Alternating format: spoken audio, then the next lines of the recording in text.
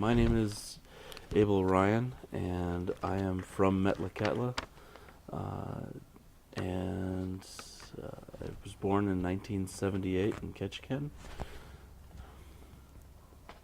And when did you attend Sheldon Jackson? I was here at Sheldon Jackson the fall of 2002 through spring 2006.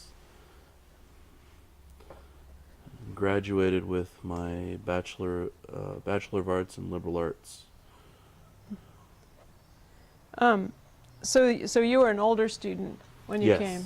yes. So how old were you when you came? I arrived on campus at 23. Oh, okay. Yeah. So not ridiculously old, but not No. a traditional student though. No. So how did you end up coming here? Um,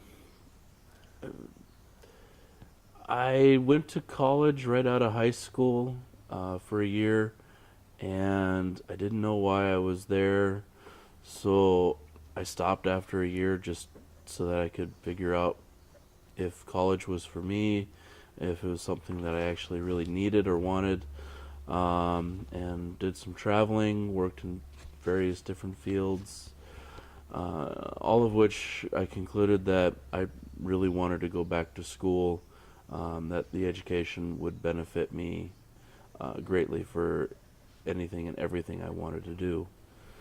So thought about which school to go back to, and there's a lot of family for me, aunties, uncles, great aunties, great uncles, who've all gone to school here at Sheldon Jackson, along with a lot of other distant cousins and friends and who've gone here when it was high school and junior college, and so it just felt like, really like to attend here, to see a lot of the places that they had talked about, and have some of my own experiences here to share. So it was mostly aunts and uncles and cousins who went. Do you have any, any of your parents or grandparents went here? No, my dad, he didn't continue very far in his education. My mom grew up in Wisconsin and moved here when she was 20 to Ketchikan, where she met my dad.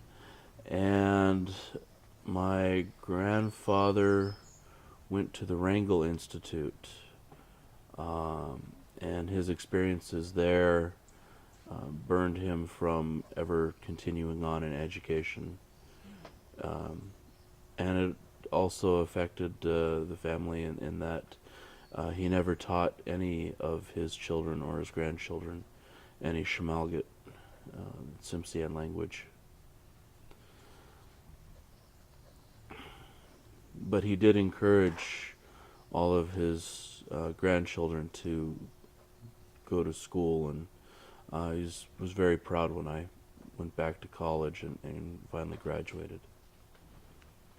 And what college did you first go to? University of Alaska Southeast in Juneau. And that was, you just didn't really feel like you had a purpose? Or I wasn't really ready for it. I didn't have any real passion towards any one field or any one direction for study, so I was kind of listless, and was always a good kid growing up, and then kind of broke out of my shell when I went to school there. So I don't remember a lot about going to school there, and some of it I'm trying to forget. oh, so it was not the time of your life to be a student? No, I definitely did not have my mind in the books at all. Yeah. So what had you heard about Sheldon Jackson before you came? Like, what were you expecting? Or There was, in all of the stories that I'd heard about this campus, there was always a sense of a greater family, a greater community, And then all of the support from all of the teachers and the volunteers that came in to help the students with their education, even through when it was a high school. A lot of people had a lot of really great stories about their education here at Sheldon Jackson. And a lot of these people have become successful business people and very successful fishermen and respected members of the community. So do you, and you got the sense that the school here like helped give them a boost in their It lives? definitely instilled a sense of wanting to be a productive and a better person, a productive member of society. They wanted to engage in life. So they definitely had a passion for everything that they did, and it was inspiring to me. Huh. And what are your insights in, because in that period, people were, talking about, 30s, 40s, 50s, like people were having to give a lot up. Being from Metlakatla, it's a unique and different experience. Because the Tsimshian people did not originate here in Southeast Alaska. We immigrated over from Canada after disputes with the bishop from the Church of England and the Canadian government. So our move from Canada and where we were living in Canada at the time, we had made the decision to give a lot of things up already.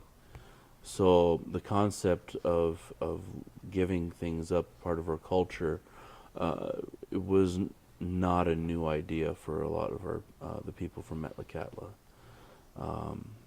In fact, a lot of them gained a larger sense of the culture while attending here, with the diversity of the school, meeting all of the Tlinkits and the Nupiaks and Yupiks and all of the great diversity that they brought with them, the different cultures, the talking of their different homes and how they grew up. It made an impact on them, and so they had a chance to reflect greater on where our people came from and why we were where we are and where do we grow from there. So it was the people who went to school here were also in some ways responsible for the revival of our culture in Metlakatla. Wow.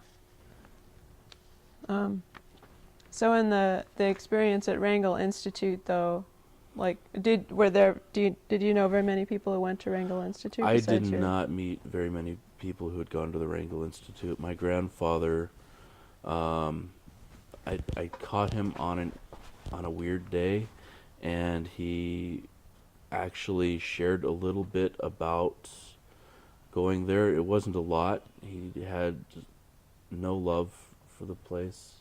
Mm-hmm. The language was definitely suppressed to extreme levels. It's not a good place for a child to go. Mm-hmm.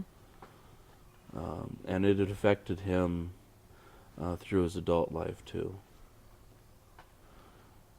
From being mistreated? From the mistreatment.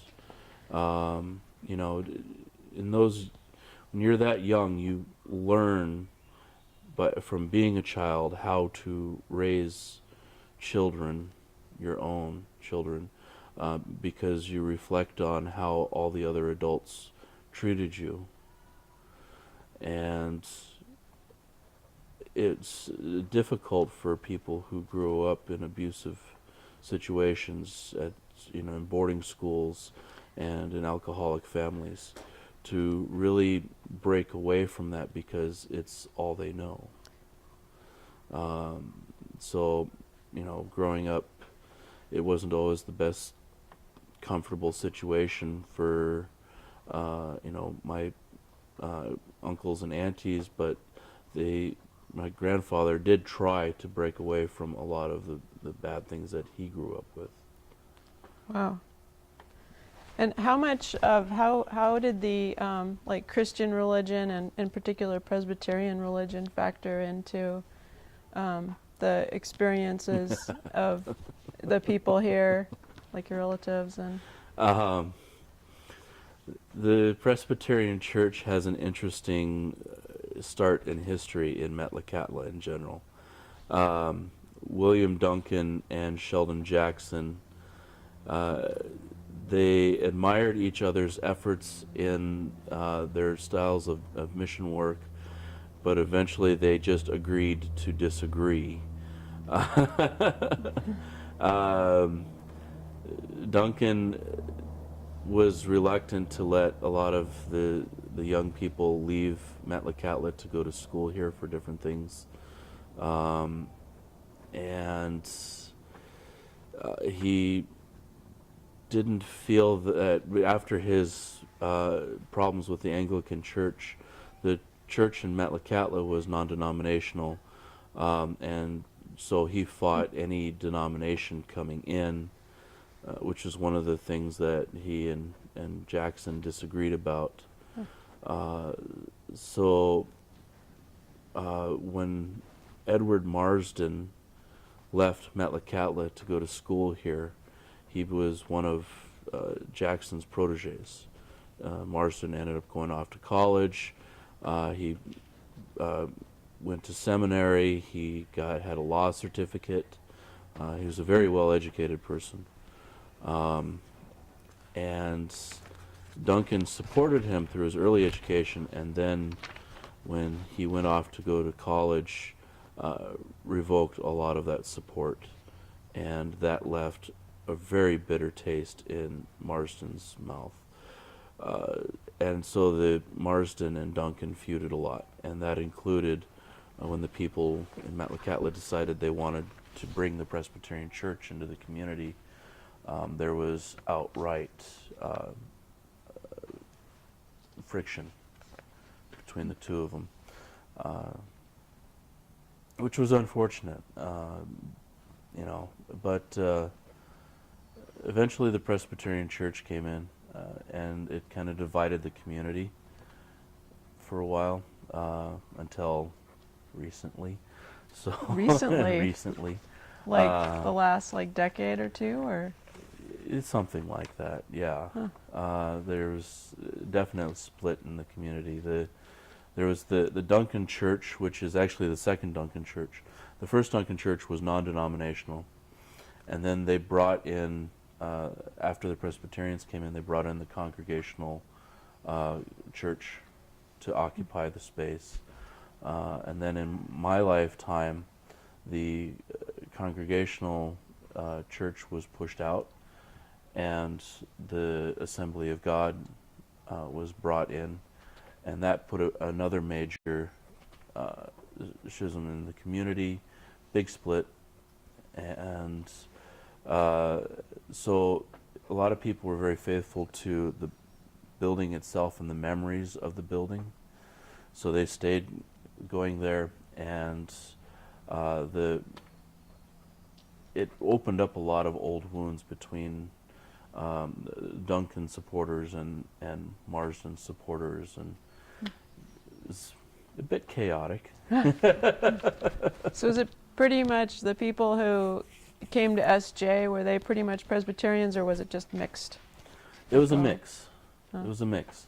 Okay. A lot of the people, though, who did come here did end up being Presbyterian at some point, either after they left here or later on in life.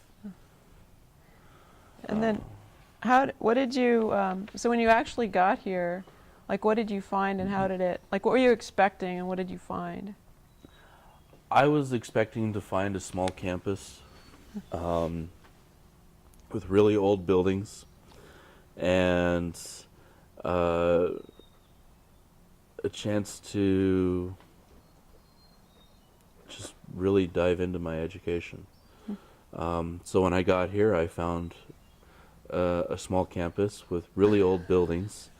Um, and I was even more amazed at the faculty and the administration and the amount of and the volunteers um, who made this place a home and a community. Wow.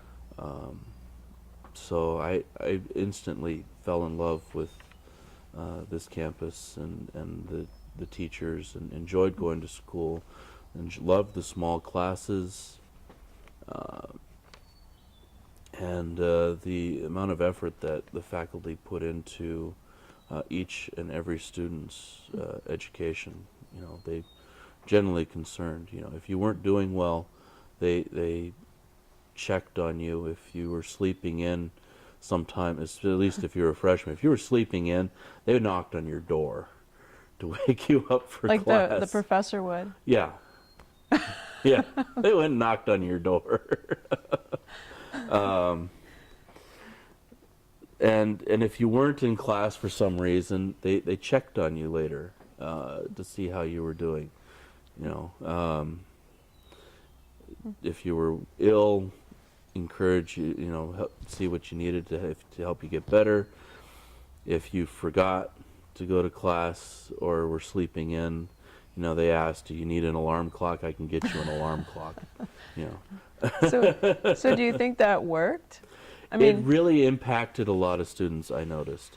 They were duly impressed, and because their teachers were putting a lot of effort and energy into their education and well-being in general, a lot of them started to put forth enough effort to be a better student and a better person. wow. So those years there was some like really low enrollments, I think. There And was a lot of really low enrollments. Being a private school with financial issues stemming from the early 80s, the tuition for Alaska was pretty high. But on a nationwide scale, you know, compared to universities and colleges in the lower 48, it was comparable. It was still, you know, a cheaper school for a lot of students, and there was an interesting split in the state of Alaska itself, where you know, only 20, on average, about 20% of students in schools today leave home to continue their education within the Alaska Native community. So the teachers, you know, a lot of them generally try to teach to that 20% that leaving out the 80% that stay.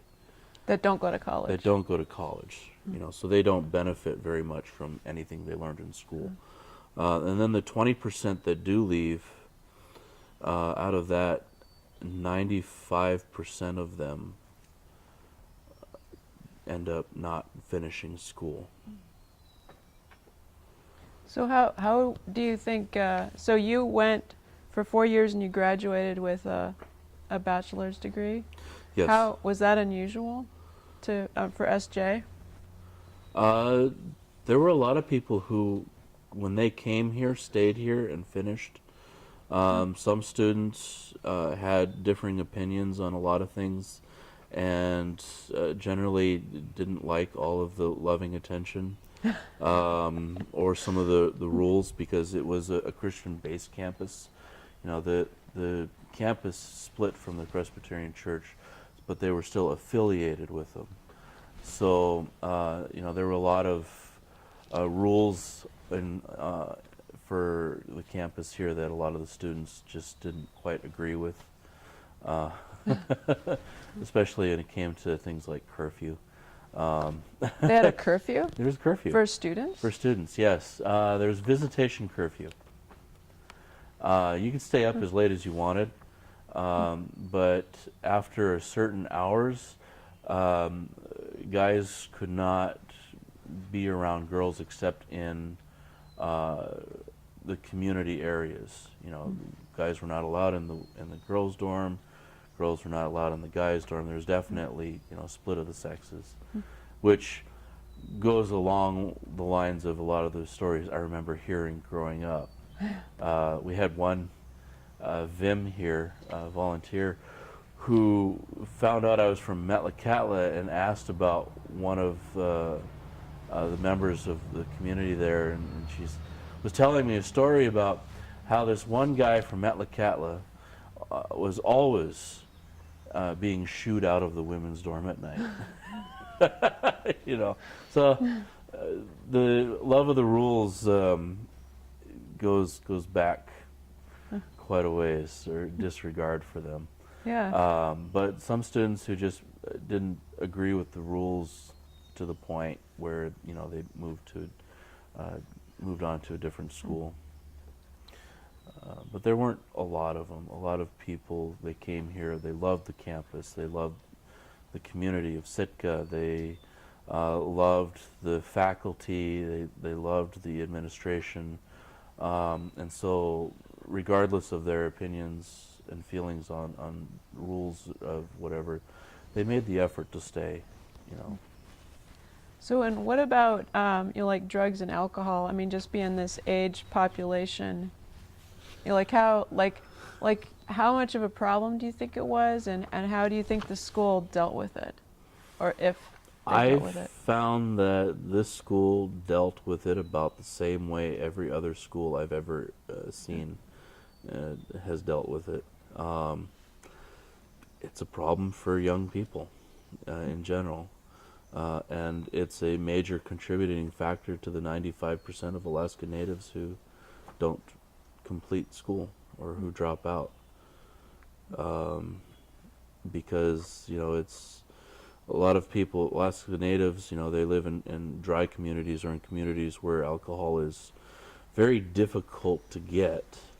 And then they come here and, you know, there's bars and liquor stores, you know, within walking distance, and people who are willing to buy it for them. So it, for a lot of students, especially natives, it's quite burdensome. The drug problem, it's, you know, it varies from year to year. Some years it's not bad, some years it's really bad. And the faculty tried to deal with it as best they can. They set up rules where, you know, first time, you know, you get a warning, second time, you know, there's consequences. And while going to school here, I've seen maybe 2 or 3 students who had actually been asked to leave because they couldn't control themselves, regardless of whatever help was being offered. Yeah, what were some of your favorite teachers or events or? Oh gosh, I generally loved all of my teachers. My English teachers were really fun. I had Kate Allison was one of my English teachers. Oh gosh. And the other one's names just slips me. I'll get back to her. Yeah. My advisor and history teacher was Ryan Madden. He and I got along really well. We played cribbage. I came here with a great sense of what it was I needed to do to finish school. So our advising session was basically I had everything laid out. He signed a piece of paper. We pulled out the cribbage board and cards and played a game. Uh, it was fun. Um, teacher's name was Mary, Okay. and she was really fun. She was very, very passionate about her teaching about literature and English, and you walk into the classroom, and by the time you leave, you just can't help but to feel excited and moved to read or something you normally would not pick up at all, or to write, 5 to 10 page papers without batting an eye. I really enjoyed her classes. So so you were loving it. Did you feel like the other students really appreciated what was here, or like in general, like do you think you were like on one end of the spectrum, or were there a lot of kids or students who really felt like this is great? A lot of the students really loved the school. They loved their teachers. For most of them that had issues with it here, it was just all about the rules. Huh. One of the rules that a lot of students really disliked was if you were under the age of 21, it was mandatory that you stayed on campus. And for family housing, the only way to live in family housing was to either be a single parent living by yourself with your child, or to be married. There was no cohabitation otherwise. So a lot of students really struggled with that, and with the curfew issue, along that lines. It curbed some of the romantic tendencies of some of the students to the point of annoyance.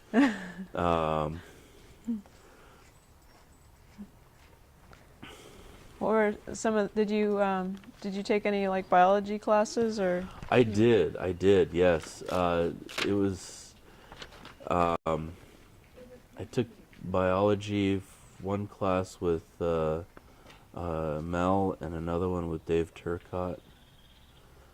I loved the classes. They were great. It's one of those things where coming back to school as a non-traditional student, you come here and it's business. You're not here to goof off all the time. So when it comes to classes and studying, you put forth the effort because you know why you're here generally. So for me in a lot of these classes, it wasn't a question of do I have enough time to get my homework done? It was do I have enough time to socialize because I have to get my homework done? So it was really fun going down to the science classes down there. The professors are really great. They were very passionate about everything that they taught. Had great stories to share about different things that they had done that was sometimes relevant to what we were studying. And yeah, it was really great, and I usually took time to read the material, and I took notes in class and listened to the lecture. And when it came time for finals, I looked over the review sheets that they helped us to make, and I was like, oh, I know all this, great. And I'd be out there helping other students study until, I was tired. And then I'd go to bed and get a really good night's sleep, get up in the morning, and it'd be time for the exam to start here shortly. So we'd all migrate from the dorm down to Sage, and everyone was generally annoyed with me because I was had a good night's sleep. I was chipper. You know, I had a cup of coffee. I knew the material, so I wasn't worried about the exam. Whereas they had all stayed up all night in the lobby, panicking, studying. So it was a shuffle of zombies from down the road to Sage. And then it annoyed him even more when you walk into an exam. You know, it's exciting when you know the material. You know, 20 minutes, you're done. You know, and you have an hour to take the exam, and so everybody else is there just going, oh, trying to remember. And they watch you leave, and you can just see the violence raging behind their eyes.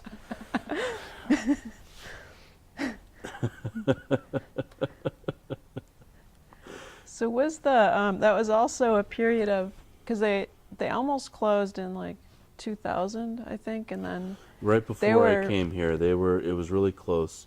They brought a new president, President Holland, and he performed a miracle, basically. He was able to help bring in a lot of new resources, and find funding for the school. Really pushed for an increase in enrollment. You know, he did a lot of work. The man was up at dark 100 and went to bed at, oh my God, it's late. And he was in his office just dedicated to making sure that this campus would continue, and he checked in on students too. You know, he didn't just go to his office and stay there. He came out and he checked on students, asked how they were doing, asked how their classes were going, asked how their families at home were doing. You know, he was genuinely interested in the student body, and where they were at. He had imbibed a lot of passion into this campus.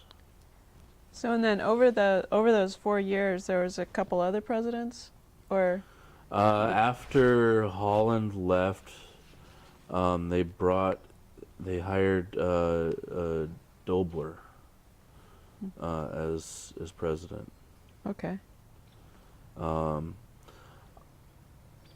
Everybody knew about the financial issues of the school, and how that was potentially affecting the accreditation of the school. Nobody was worried about the quality of their education.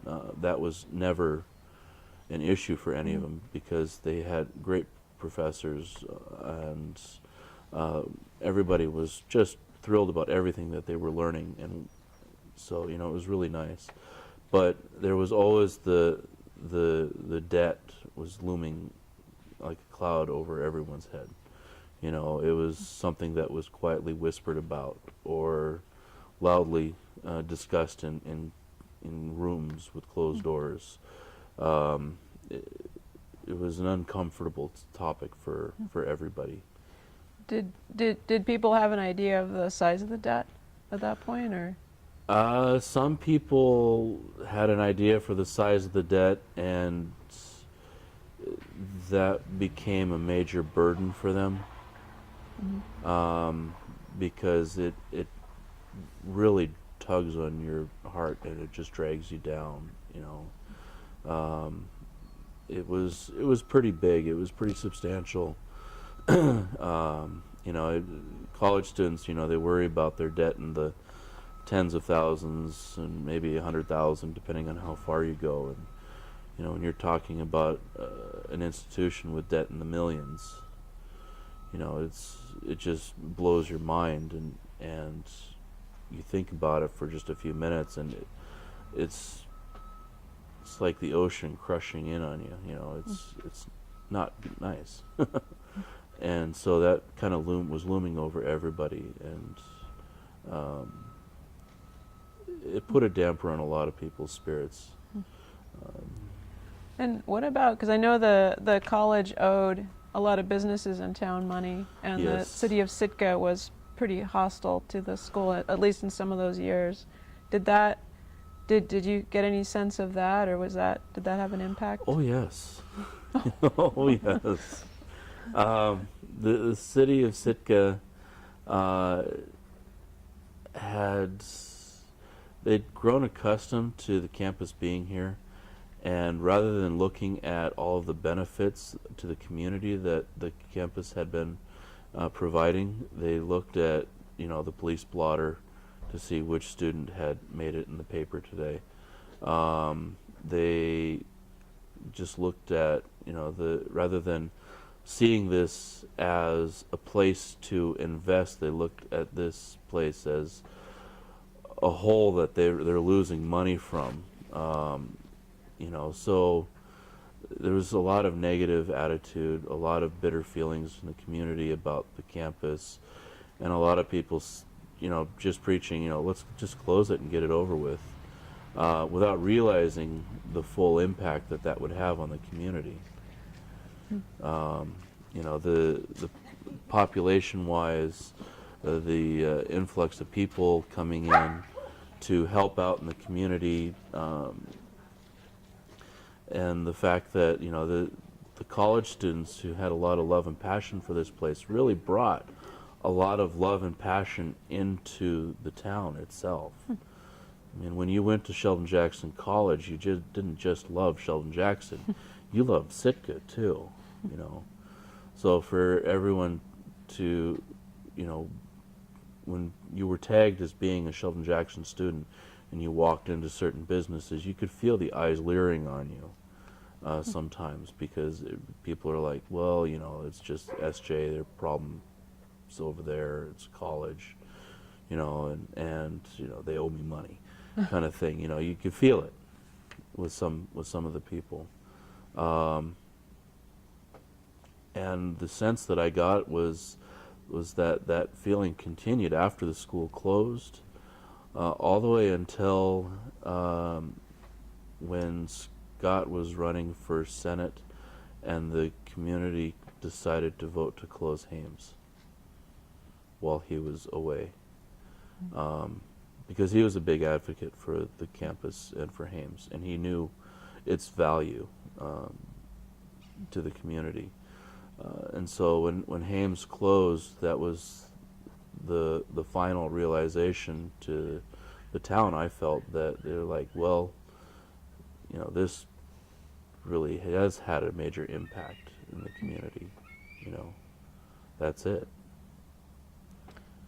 Wow. So that's Scott McAdams, who was when was he at school when you were here, or had he gone before? Scott had graduated from here before I came here. When I was going to school here, Scott was working in the Sheldon Jackson Museum as chief of security. Oh. Yeah.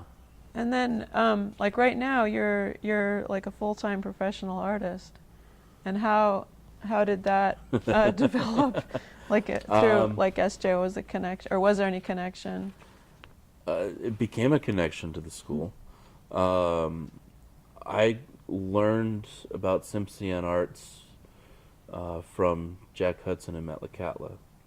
I studied under him from the time I was 11 till I graduated high school. When I graduated, I had a full trade that I could support myself if I needed to with just art. When I came back to school, I made messes all over the place on campus here. I was carving wood everywhere. Everybody could always tell where I had been sitting because there were wood chips everywhere. And I volunteered in the museum a lot because it was a nice, warm, dry place to carve. I was in there almost every Saturday carving, volunteering, and making a big mess.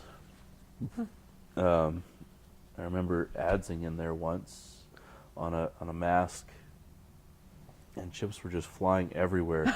They were picking up chips from the other side of the totem pole display case, display in the center, which was behind where I was working. They're picking chips off of all of the glass displays. You know, they said that, you know, they if they hadn't have been sitting there watching me carve, they would have sworn that I had carved and walked around and just randomly threw chips everywhere. And I was carving outside of Sweetland Hall a lot too. I'd go out there because a lot of students would go out. There was the smoking section, and so a lot of students would come out and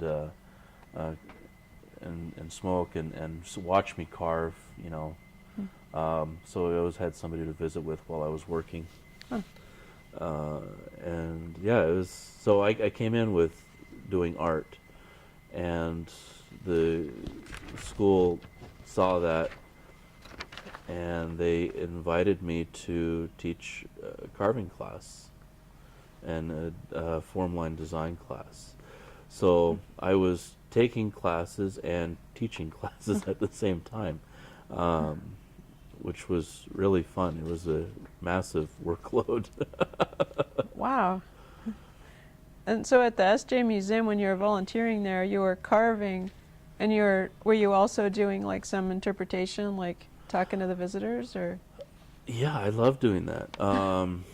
And I'd been taking a lot of Alaska Native art history classes here and working with a lot of, talking to a lot of other Alaska Native artists, talking to a lot of other Alaska Natives about where they're from, their homes. And I was genuinely interested in where everybody was from and how they grew up, and then being able to go into the museum and to see all of the artifacts that Sheldon Jackson had mostly collected, and brought in. It was really neat, and studying up on a lot of the artifacts. So, you know, people would come in, and they'd ask me questions, and eventually I could point them in directions and talk about a lot of the different pieces in the museum, the cultures that they come from, and the significance of these pieces to the regions that they were collected in. It was really fun. So did you have formal classes in like Alaska Native history or Native art? Alaska Native art history I took with Jan Steinbright here. And that was actually the class that got me in the door at the museum. We had a project that we had to do in there, and it was that class that got me started teaching too.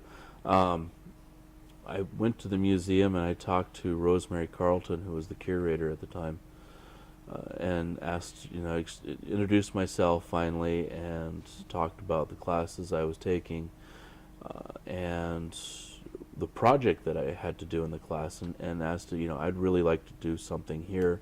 Is there something that I could do? And it talked about what I do, with the carving and the artwork. And so she and I talked for a while and decided that I would do, for the month of November, the Be Aware of Your Indians month, every Saturday I would do a workshop in the afternoons for the community members to come in and learn about form line. Wow. It's like all this stuff is kind of a forerunner of like what Jackie's doing now with the classes on Saturdays, and what you're doing now as like employment at the museum. And it was volunteer. Oh, you're still volunteering? I was still volunteering.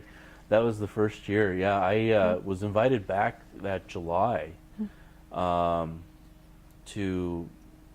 demonstrate that summer. That was really great.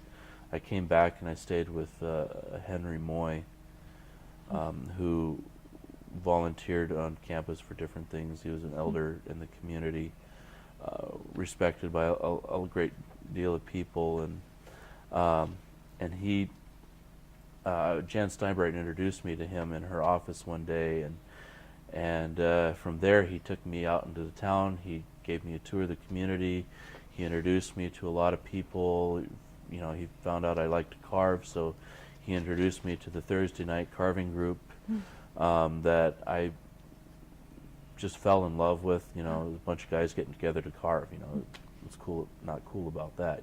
So it wasn't led by a particular person. It was just people. Just a bunch of guys getting together. We were meeting over at UAS for a while in the hangar there, in a lot of different places. We were in a classroom for a while, in one classroom for a while, and we had to vacuum up all of our wood chips afterwards. And then they put us in a science room for a while where we could sweep the floor rather than have to vacuum. And then they stuffed us in the stairwell, which was entertaining because it was a very confined space, In what building? This is at UAS still, in the hangar. And then they let us work in the actual art room for a while. And the guys were getting tired of being shuffled around over there. They didn't get it. They didn't feel like they were really wanted there with all of the shuffling around. So I talked to the art teacher here, Pat Fager, and got permission to use the art studio in Yaw. So I was hosting the Thursday night carving group here on campus until I graduated. Right. And then Tommy Joseph picked him up down at the park and then at his studio that he opened up just a few years ago. So was Robert Hoffman, so was he here when you were here? Robert was here. He was working in several different capacities. He was a tutor, mostly. So he was helping students study different things, and he and I got along pretty well, and we carved a little bit together and talked about the history of Sitka and the campus, and when he went to school here for a while, and he told the story of when he found out there was another Robert Davis in town. That's his original name is Robert Davis, and the other Robert Davis was a bit of a firecracker. And Robert worked really hard and was studious as a student, and this other Robert Davis was always getting in the police blotter, getting in trouble in the bars and whatnot, and it was just causing poor Robert here a lot of grief because he was being called into Mr. Goff's office a lot to discuss his weekend shenanigans.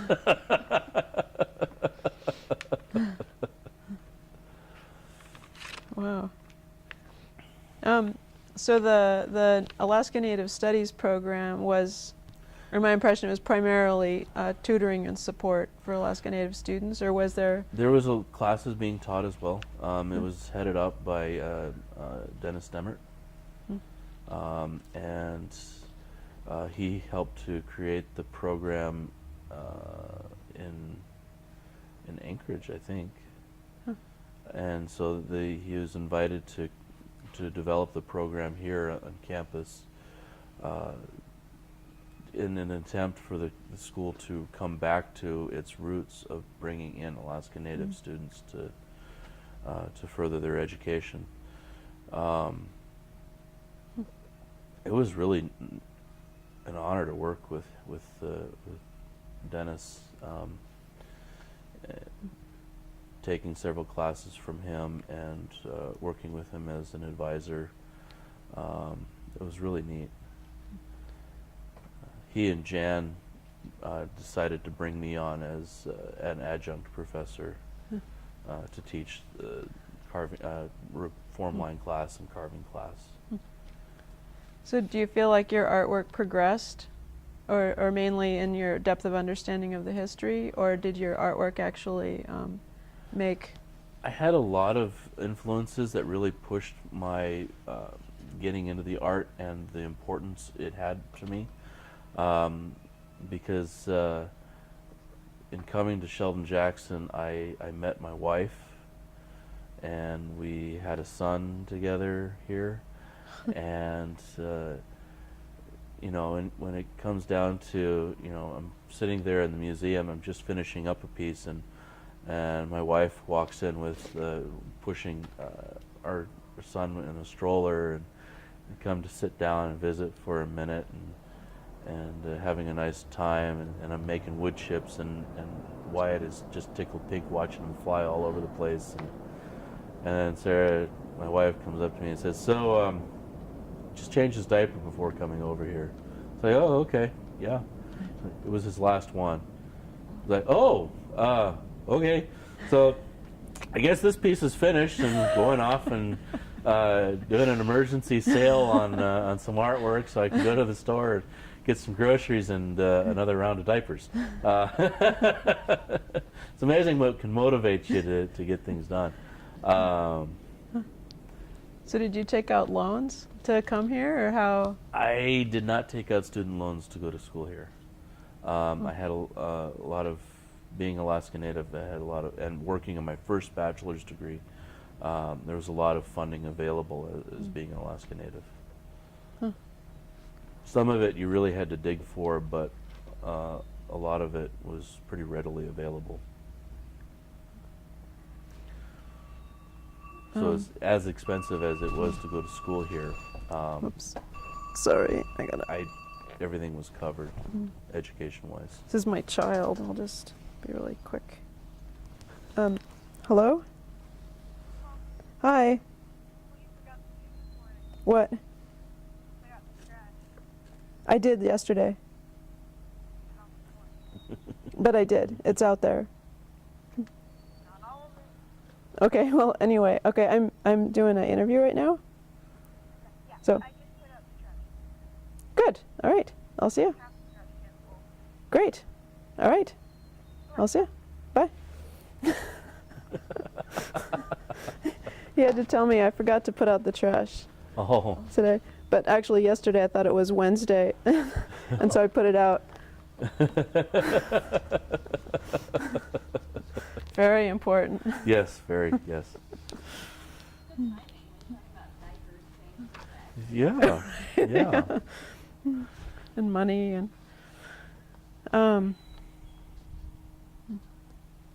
yeah, sorry. Oh yeah, and then could you tell about your senior project, or your or was that to do with? Which one did I do? Well, I did a couple big projects my last year here at Sheldon Jackson. I'm trying to remember which one that was the senior project. Oh, yes. Okay. So the project that wasn't the senior project, one of the science professors, Aaron Baldwin, approached me and asked me if I could do some artwork for the tide pool table room in Sage. We talked about it for a while, and he wanted me to do some form line of some of the different animals and critters that they have in the room there, and I thought the idea was really great. So I did 4 yellow cedar panels depicting different animals in form line. That was really fun. And then for my actual senior project, I did a show at the Sheldon Jackson Museum, a solo show, with masks that I had carved. I think, gosh, I can't remember how many masks I had in there. It's quite a few. But I did the masks show, and then a talk, a presentation afterwards. Wow. So were the panels that you did for Sage, was that a commission? They didn't have much money to pay me, so I figured I would get some credit out of it, so I wrote it up as an independent study. I got 1 or 2 credits out of it. I did a few independent studies here. It was really fun. Wow, that's great. It sounds like you're probably a dream student for...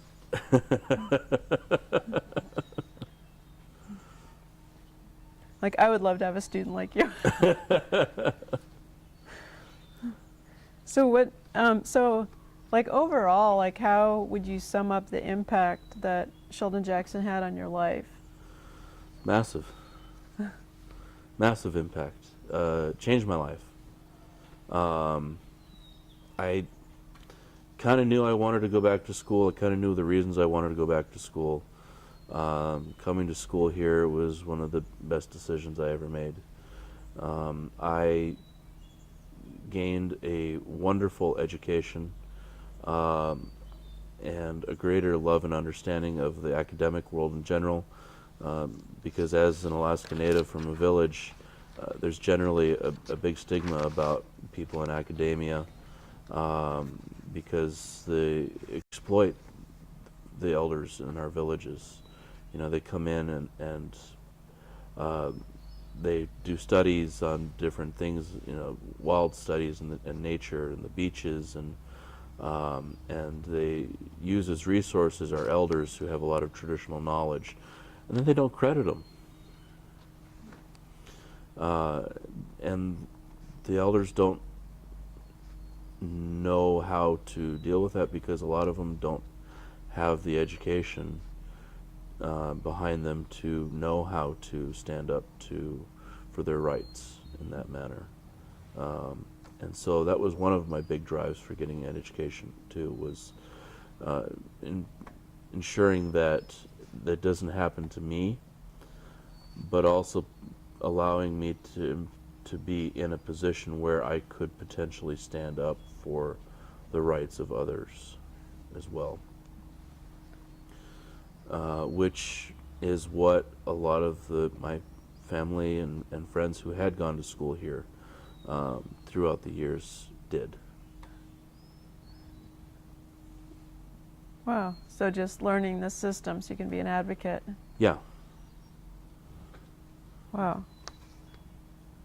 That gives me chills. Learning about all of the ethics that all of these people are supposed to know, and then being able to remind them of those ethics, in how they're supposed to engage people and gather information, so that everybody benefits from it, not just them. So did you learn in particular from people like Jan Steinbright and Dennis Demert? I learned a lot from the two of them. It was the amount of information that I was able to just skim off of them in the short time that I was here was phenomenal. Jan's love of Alaska Native cultures and her work with Alaska Native art, with museums and artists in general, was phenomenal. It really that was also another thing that really helped to push me into being a full-time artist. And then Dennis's love of Alaska in general, and the people, the land, the information that he had about subsistence and the Alaska Native Claims Settlement Act, and all of the laws that sprung up due to the issues that stemmed from that law, which Metlakatla foresaw and stayed clear of.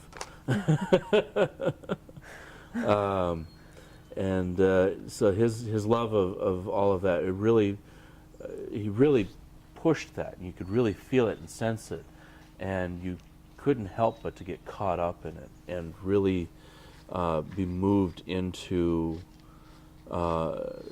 gaining a greater understanding of how everything works and why it works and what can be done to make improvements if improvements are necessary.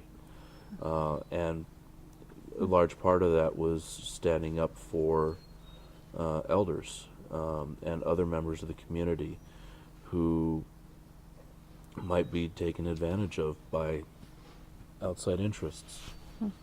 Because because Alaska in general has a long history of being taken advantage of by outside interests.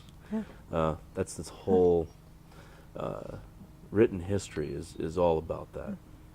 From Yeah. the Russians to the Americans, it's what the history has been written about. Yeah. So then, where were you when the school closed, and what was your reaction or response, or? Before I graduated, everybody knew that there was a financial issue, and so everybody had a feeling that there was a really good possibility that the school was going to be closing soon. Wow. It's put a sense of dread into a lot of people. I read the writing on the wall early on, and so I pushed myself really hard to be able to finish in 4 years. At 2 years, I had my associate's degree just in case. Huh. And then I was holding my breath at graduation. I could see it coming. And then I was in Fairbanks when it happened. I just finished my first year of school up there, which was an interesting upheaval of my own, but I heard that Sheldon Jackson had closed, and I was sad.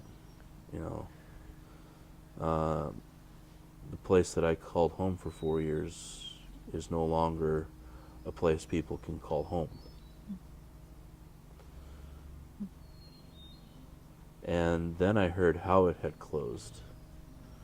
The infamous 24 hours meeting that was held.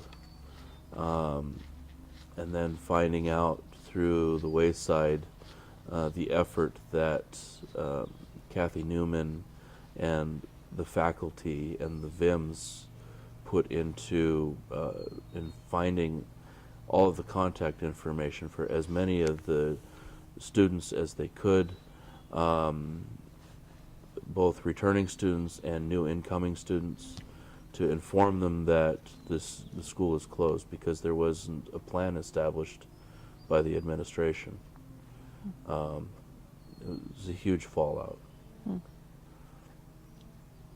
Yeah, so do you feel like that, like the way the closure was handled, just so badly, do you feel like that was... It was a betrayal to everything that this school stood for.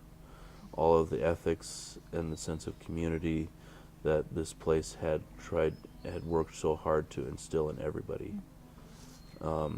It was a punch in the gut. So how do you suppose, because the administration, everybody's, Dr. Dobler is an ordained minister, and everybody just had so much affection for the school.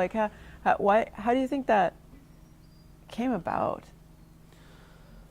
I've known a lot of people with higher education degrees who come into things with a lot of good intentions, but struggle with dealing with people, and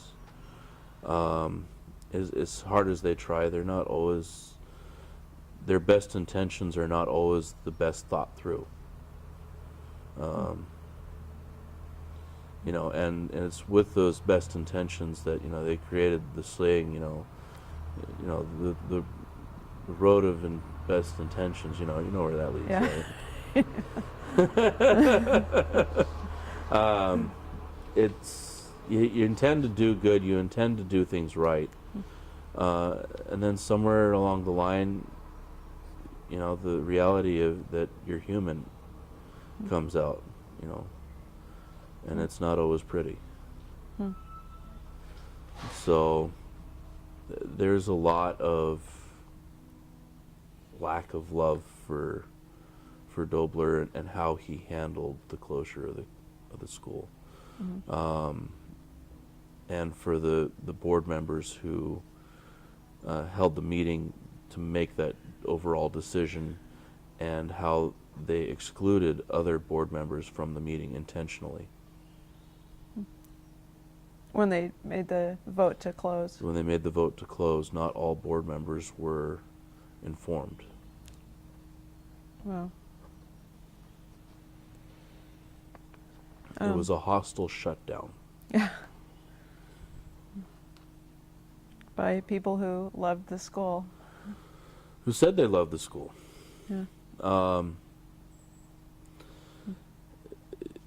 Yeah. It felt like, you know, your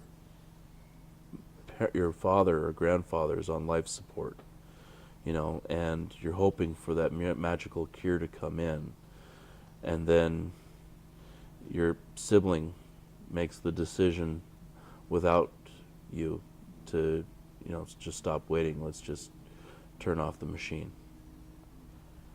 You know, it was that kind of a loss. To where there was no, like, rational hope of the grandfather recovering, but you need to not just... There was always hope. It's just, yeah. It was difficult for it to be realized. Mm-hmm. We always hoped. You know, nobody wanted to see this place close. Mm-hmm. But if it did close, it could have been done. Oh, it could have and should have been done a lot differently.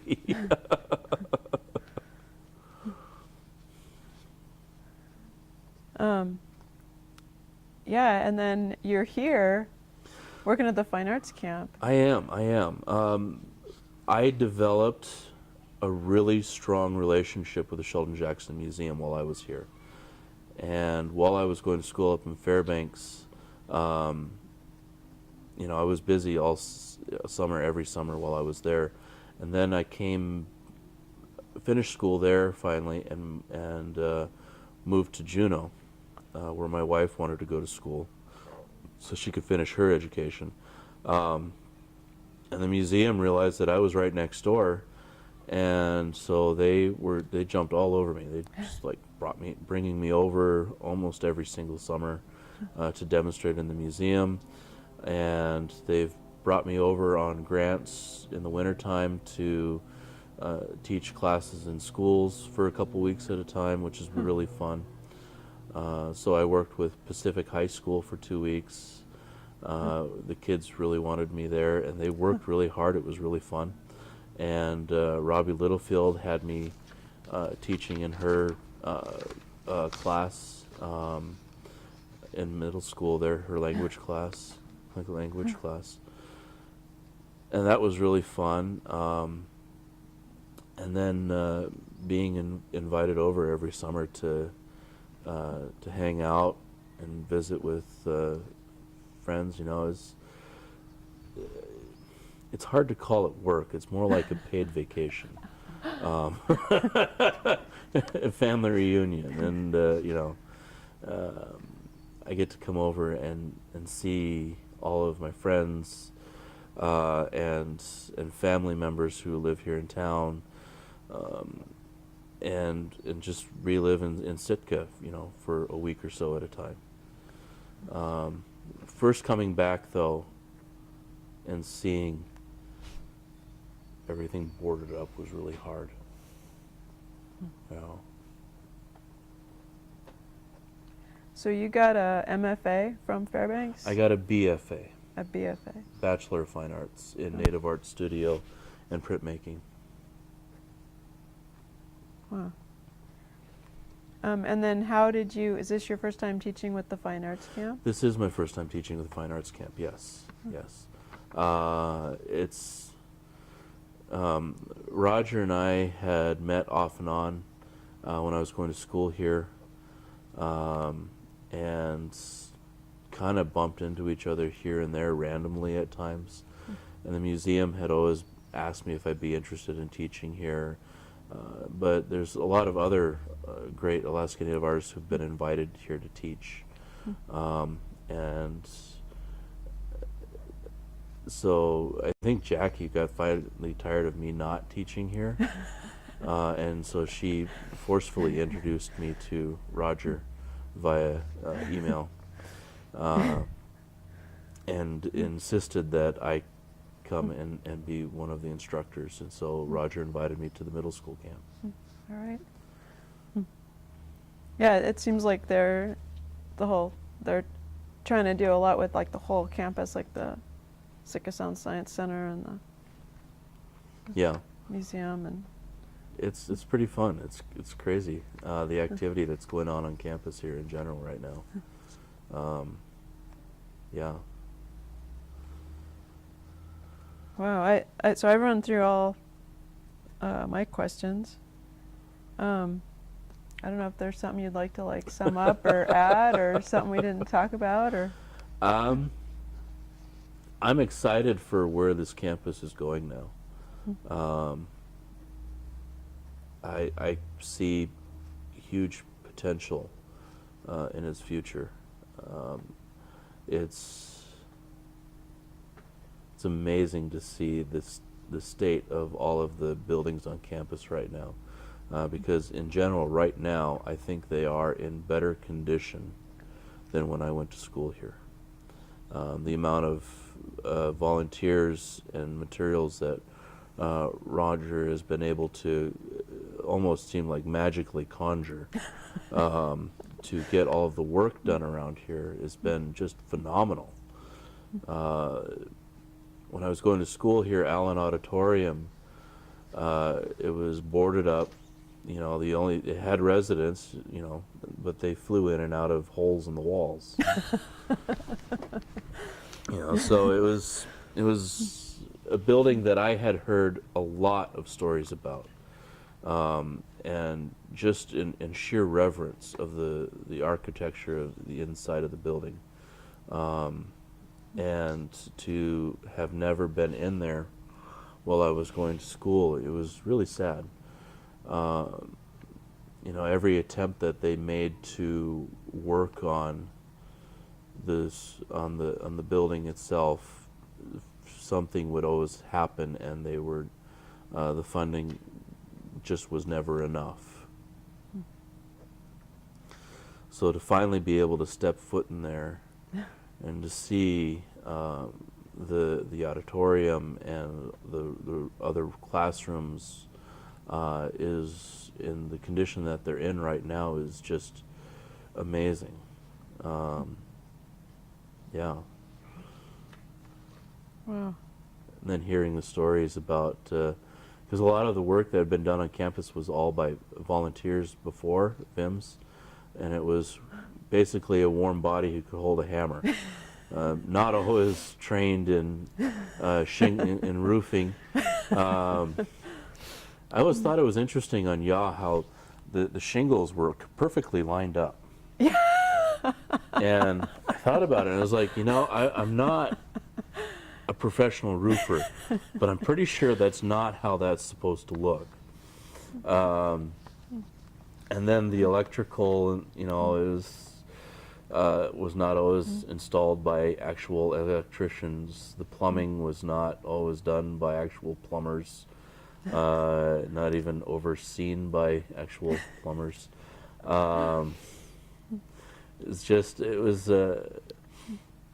There was a lot of love poured into the campus, with a lot of good intentions. But I think overall it helped to contribute to the dilapidated state of a lot of the buildings. So, you know, all the work that Roger's been doing, and hearing some of the stories of the phone calls he's been getting from some past VIMs who have said, you know, the roofing work, you know, it really desperately needs to get done. And then they were looking at the electrical in Yaw, and they walked into a room and the lighting had fallen down. And they looked at it and were like, well, how in the world did that happen? And not even a few hours later, he had a message on his phone from a VIM who had worked on the electrical in there, warning him about how badly it had been done and to please be very careful, but it absolutely must be all ripped out and done properly. um, you know, they had anchored the light fixtures not into anything solid, but into soundboarding in the ceiling. You know, So they just hung it off the ceiling they tiles. just hung it up. It wasn't even anchored. It wasn't properly hung. You know, stories like that is like, wow. I'm glad it didn't fall on me when I was taking an English class or something. You know. Charmed. Yeah. So it was, you know, it's all the work that has gone into this campus has just been absolutely amazing. And you know, be staying on campus is really fun, and seeing all the kids on campus. You know, it's the lifeblood of this place is people. So was there a sense, like when you were going to school here, did it feel like there was a lot of people on campus? Or did it feel a little more sparse? It felt like a small town, a really, really small town. Huh. Because a lot of the faculty lived on campus in faculty housing. And then students lived in various places on campus. You know, Whitmore, I think Whitmore has always been, the upstairs at least, has always been a women's dorm. Huh. And then North Pacific Hall has been mixed, generally. Sometimes it's a men's dorm, sometimes it's a women's dorm. And then Sweetland Hall is, you know, it's a newer building. But to see that plumb full of kids again is really nice. Yeah. But, you know, enrollment here was about 130, I think, when I went to school. So overall, I think it was around 200 people on campus. So it was a really small community. Everybody was fairly close, you know, and generally tried to look out for each other. Wow. So yeah, it was home.